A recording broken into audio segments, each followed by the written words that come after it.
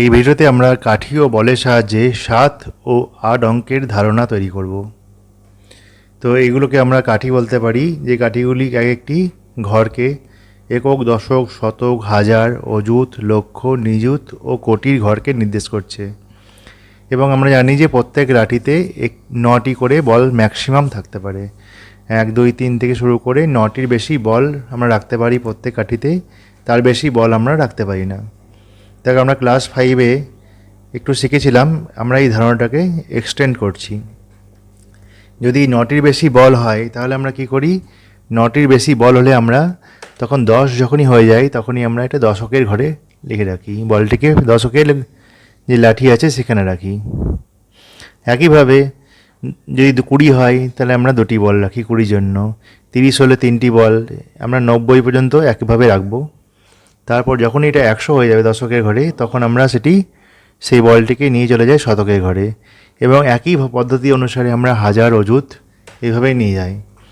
অর্থাৎ আমরা নিয়মগুলো কী কী আছে, নিয়মগুলো হচ্ছে প্রথম ঘর অর্থাৎ ডান দিকের এককের ঘর থেকে আমাদেরকে বল বসানো শুরু করতে হয়। তারপর ডান দিক থেকে প্রতিটা ঘরে ম্যাক্সিমাম 9টির বেশি বল আমরা রাখতে পারি না। তারপর 10টি বল হলে দশকের ঘরের একটি বল বসাতে হয়। এখানে এককের ঘরে কোনো বল থাকে না। এই একইভাবে 100 হলে আমরা আস্তে আস্তে এভাবে এগিয়ে যাই। এখন আমরা জিনিসটা অ্যানিমেশনের সাহায্যে একটা বুঝবো। দেখো, এটা হচ্ছে অ্যাবাকাস রিপ্রেজেন্টেশন অফ 1। যদি 1 থাকে তাহলে এটা হচ্ছে 1টি বল। আবার যদি 5 থাকে তাহলে ওয়ান্স বা এককের ঘরে আমরা 5টি বল বসাবো। একইভাবে দেখতে পাচ্ছ 9টি হলে 9টি বল বসাবো এককের ঘরে। এবার আমরা যদি 10 লিখি, 10-এর রিপ্রেজেন্টেশন হবে 10টা 10-এর ঘরে থাকবে, এবং এখানে একের ঘরে কোনো জিনিস থাকবে না। আবার যদি 10-এর ঘরে কোনো একটা সংখ্যা ধরো 11 লিখি, তাহলে আমরা দেখতে পাচ্ছি 11 মানে 10 প্লাস 1, অর্থাৎ একটি বল 10-এর ঘরে এবং একটি বল 1-এর ঘরে। একইভাবে 99 লিখলে এভাবে আমরা রিপ্রেজেন্ট করতে পারি। কিন্তু 100 যেই লিখব সেখানে আর একক এবং দশকের ঘরে কিছু থাকবে না, সেখানে ঘরটি দশকের ঘরে চলে গেল, শতকের ঘরে চলে গেল, বা 100-এর ঘরে চলে গেল। একইভাবে যখনই আমরা 999কে এভাবে লিখতে পারি, 3টি 9, 3টি ঘর 3টি লাঠিতেই। কিন্তু যখন এটা 100 পেরিয়ে যাবে, তারপর 1000 হয়ে গেল, তখন আমরা হাজারের ঘরে একটি বল রাখবো। আরও কিছু আমরা অ্যানিমেশন দেখি এবার, যেমন 9875। আবার ধরো 98745, এখানে অযুতের ঘরে আমরা লিখব। একইভাবে তোমরা দেখো, ভিডিওটাকে দরকার হলে পজ করে দেখতে পারো। এভাবে আমরা 8টি ঘরের মধ্যে যেখানে যেমন বল প্রয়োজন সেভাবে বল লিখব। আমরা বিভিন্ন র্যান্ডম সংখ্যা দিয়ে যে আমরা এগুলো গ্রাফটাকে জেনারেট করছি। দেখো, এখানে যেমন 8-এর ঘরে 8 এবং লাস্টে 0, সেই জন্য আমরা এককের ঘরে কোনো সংখ্যা লিখিনি। আর একটা জেনারেট করি, যেমন ধরো এটা। একই রকমভাবে তোমরা দেখতে পাচ্ছ, ভিডিওগুলোকে পজ করে তোমরা দেখতে পারো। এভাবে আমরা অ্যাবাকাসের সাহায্যে সংখ্যাগুলোকে 7 এবং 8 অঙ্কের রিপ্রেজেন্টেশন করতে পারি। এরপর আমরা দেখব যে ভারতীয় সংখ্যা পদ্ধতিতে কীভাবে কমা ব্যবহার করে গোনার সুবিধা হয়। আমরা এখানে কি করি, প্রথমে ডান দিক থেকে 3টি সংখ্যার পরে একটি কমা দিই, তারপরে দুটি সংখ্যার পরে পরে একটি করে কমা বসিয়ে যাই ডান দিক থেকে এবং বাঁ দিক দিয়ে। তোমরা দেখে নাও নিয়মটা ভিডিওতে।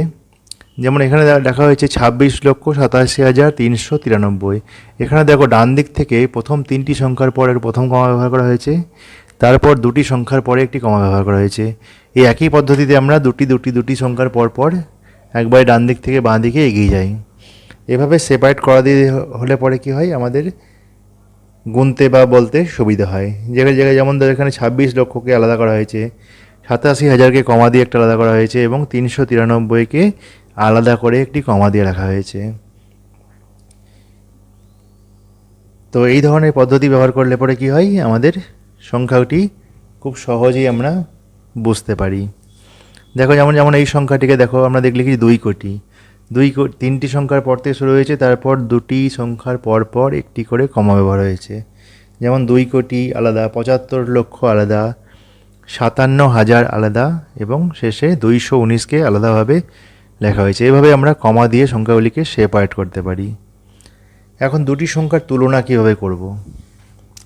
দুটি 8 অঙ্কের মধ্যে কোনটি বড় বা ছোট তা পরীক্ষা করার জন্য প্রতিটি স্থান মানের সংখ্যাগুলি তুলনা করব। সবচেয়ে বাম দিকের সংখ্যা থেকে শুরু করে যে সংখ্যার স্থান মানের সংখ্যাটি বড় সেই সংখ্যাটি বড়, অর্থাৎ আমাদের বাম দিকে থেকে শুরু করতে হবে। এবং সংখ্যা যদি একই হয়ে যায় তাহলে আমরা সেটাকে স্কিপ করে তারপরের সংখ্যাটিকে আমরা টেস্ট করব। যেমন একটি উদাহরণ সাহায্যে দেখা যাক।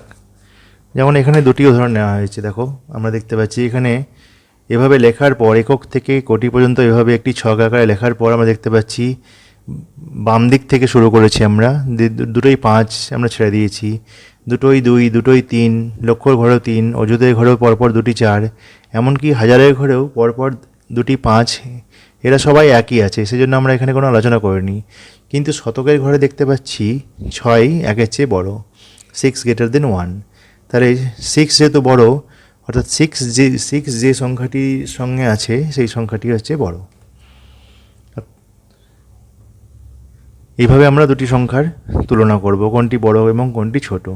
স্থানীয় মান বা লোকাল ভ্যালু কি আমি জানি। লোকাল ভ্যালু বলতে কোনো অঙ্কের লোকাল ভ্যালু বা স্থানীয় মান হচ্ছে সেটি যে ঘরে আছে। যেমন এখানে দেখতে পাচ্ছি 5 কোন ঘরে আছে, হাজারের ঘরে আছে, অর্থাৎ 5-এর স্থানীয় মান হচ্ছে 5 × 1000, মানে যে স্থানে ওটি আছে তার মানটা হচ্ছে 5। কিন্তু 5-এর অ্যাকচুয়াল মান কত? 5-এর আসল মান, প্রকৃত মান হচ্ছে 5। এখন আমরা দেখছি ক্ষুদ্রতম ও বৃহত্তম সংখ্যা কীভাবে তৈরি করব, কতগুলি সংখ্যা থেকে। তো নিয়মটা খুবই সিম্পল। সবচেয়ে বড় সংখ্যাটাকে আমরা একবারে প্রথমে লিখব 9। তার এখানে যেমন দুটি সংখ্যা আছে, দুটি সংখ্যা থাকলে দুটি একই সংখ্যা বা সবচেয়ে বড় সংখ্যা থাকলে আমরা সেগুলিকে যে কোনো একটা পরপর লিখতে পারি।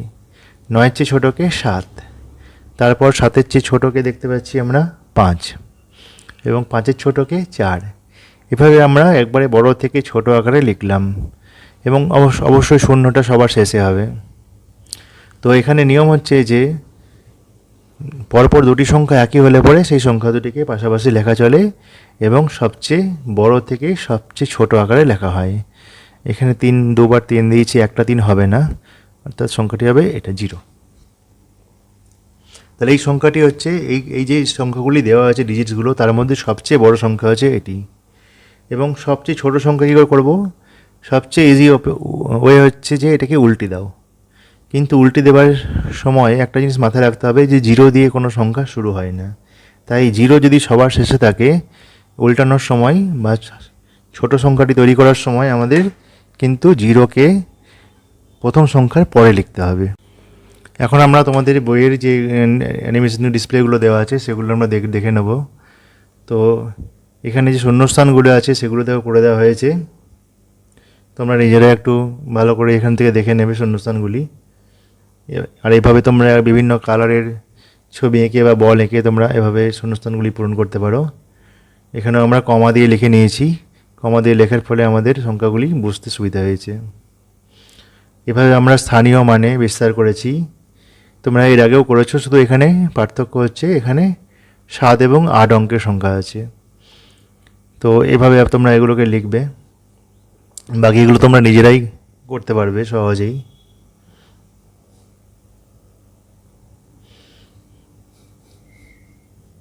এখানে দেখো ছোট এবং বড় সংখ্যা তৈরি করা হয়েছে। তো একইভাবে আমাদের যে ছোট বড় সংখ্যা তৈরির ক্ষেত্রে যদি একই থাকে তাহলে আমরা সেগুলোকে স্কিপ করে যাব। যেমন এখানে 8, এখানে 8 4-এর চেয়ে বড়। তারপরে ঘরে দেখতে পাচ্ছি 2 0-এর থেকে বড়।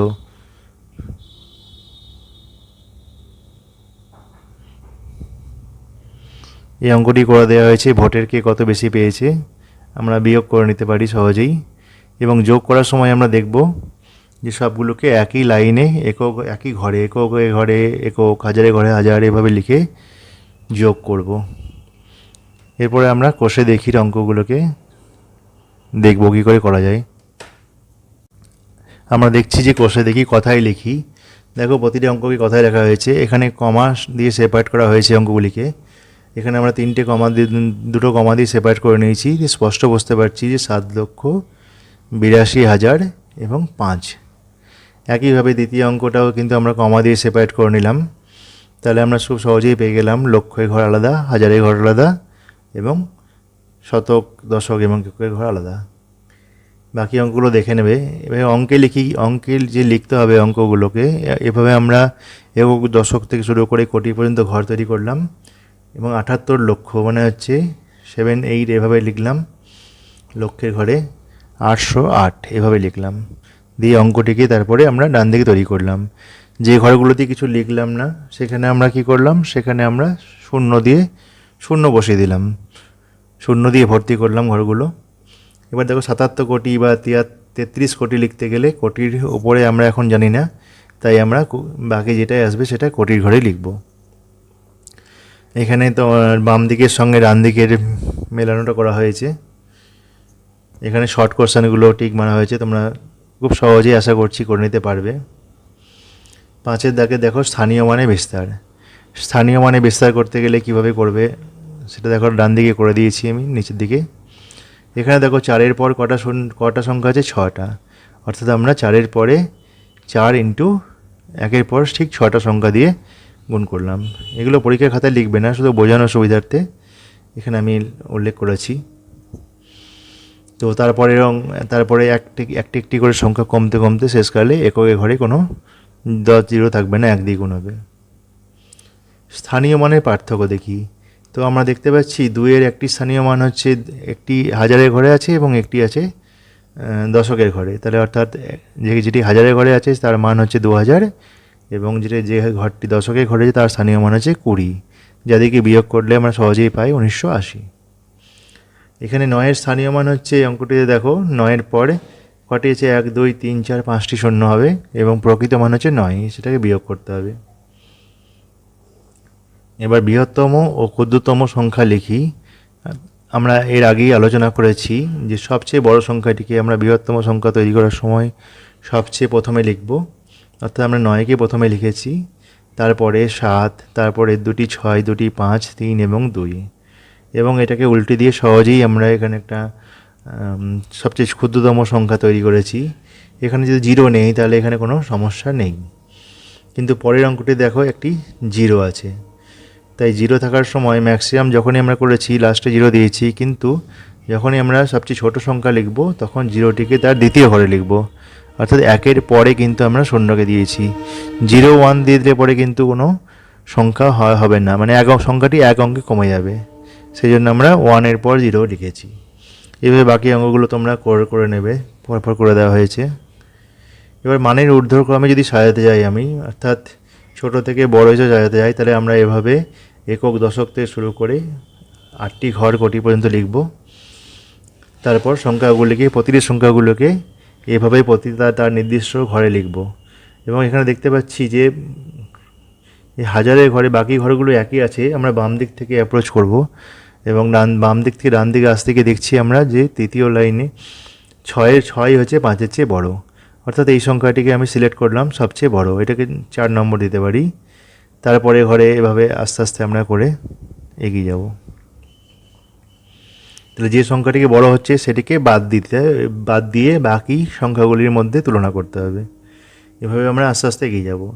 এখানে দেখো একই ঘরের মধ্যে 4টি সংখ্যা আছে, বাকি অযুত, লক্ষ এবং নিজেদের ঘর সবাই একই, কিন্তু হাজারের ঘরে 4টি অঙ্কই আলাদা, অর্থাৎ হাজারের ঘরে অঙ্কগুলির মধ্যে যেটি বড় সেটি হবে সবচেয়ে বড় এবং বড় থেকে ছোট অনুসারে বাকি সেই অঙ্কগুলি বড় থেকে ছোট হবে। একইভাবে মানের অধক্রম অনুযায়ী যখন সাজাবো বড় থেকে ছোট, আমরা কম বেশি একই পদ্ধতি ব্যবহার করব। এখানেও আমরা সেই একইভাবে দেখতে পাচ্ছি যে ঘরে সবচেয়ে ডিফারেন্স আছে সেই ঘরটার মধ্যে আমরা সিলেক্ট করব। অঙ্কগুলি করে দেওয়া হয়েছে, দরকার হলে ভিডিওটি পজ করে তোমরা দেখো। এখানে দেখো কি বলা হয়েছে, 2টি 11 নম্বরের অঙ্ক, 2টি সংখ্যার যোগফল এত এবং একটি সংখ্যা বলে দেওয়া হয়েছে। তাহলে খুবই সহজেই আমরা ওই সংখ্যাটি থেকে বিয়োগ করলে পরে পেয়ে যাই। আবার 12 অঙ্কটা কিন্তু ইম্পর্টেন্ট, কারণ এখানে 2টি সংখ্যার বিয়োগফল বলা হয়েছে।